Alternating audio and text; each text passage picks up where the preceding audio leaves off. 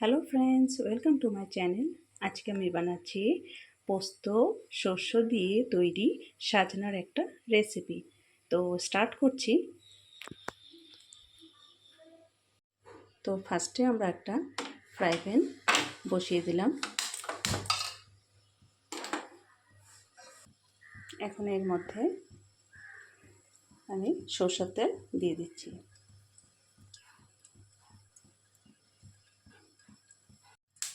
সরষের তেলটা গরম হয়ে এসেছে, দেখুন। এখন আমরা এর মধ্যে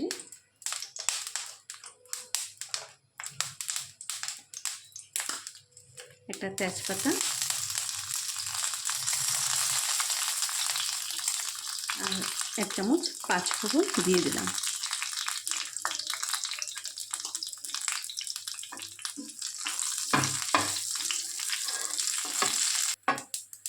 এরপর আমি সাজনা কেটে নিয়েছি, এখন এটা আমি এর মধ্যে দিয়ে দিচ্ছি।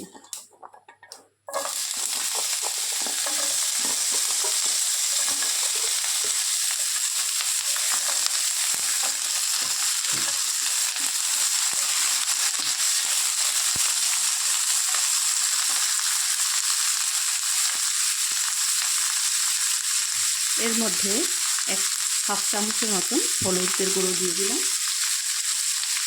আর সাথে লবণ অল্প দিয়ে দিলাম।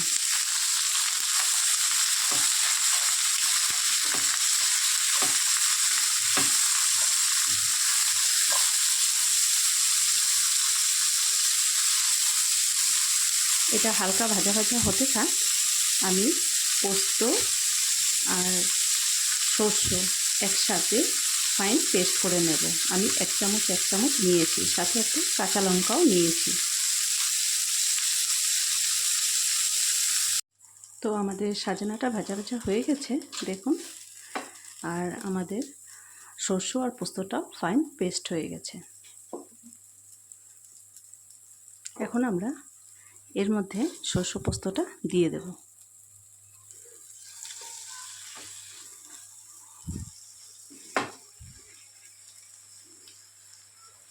আমি সবটা দিলাম না, অল্পই দিয়েছি।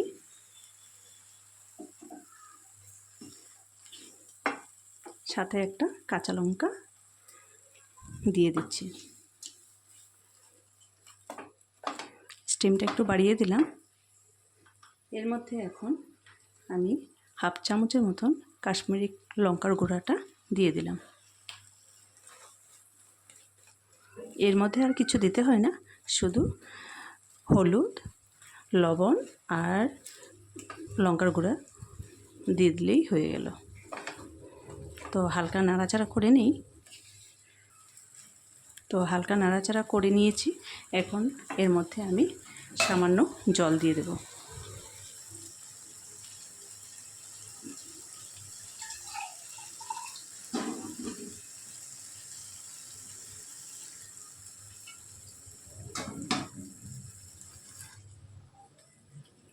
দেখুন, এখন আমরা এটা 5 মিনিটের জন্য ঢাকা দিয়ে রাখবো।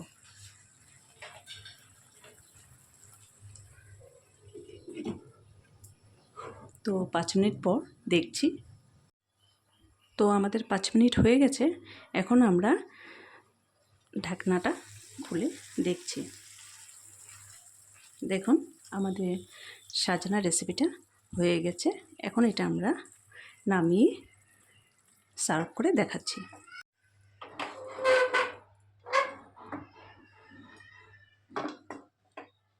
তো বন্ধুরা, দেখুন, আমার শস্য পোস্ত দিয়ে তৈরি সাজনার তরকারিটা হয়ে গেছে। তো এই রেসিপিটা আপনারা বাড়িতে একবার অবশ্যই বানিয়ে ট্রাই করতে পারেন। তো আমার ভিডিওটি ভালো লেগে থাকলে প্লিজ লাইক, শেয়ার এবং সাবস্ক্রাইব করতে ভুলবেন না। থ্যাংক ইউ, ধন্যবাদ।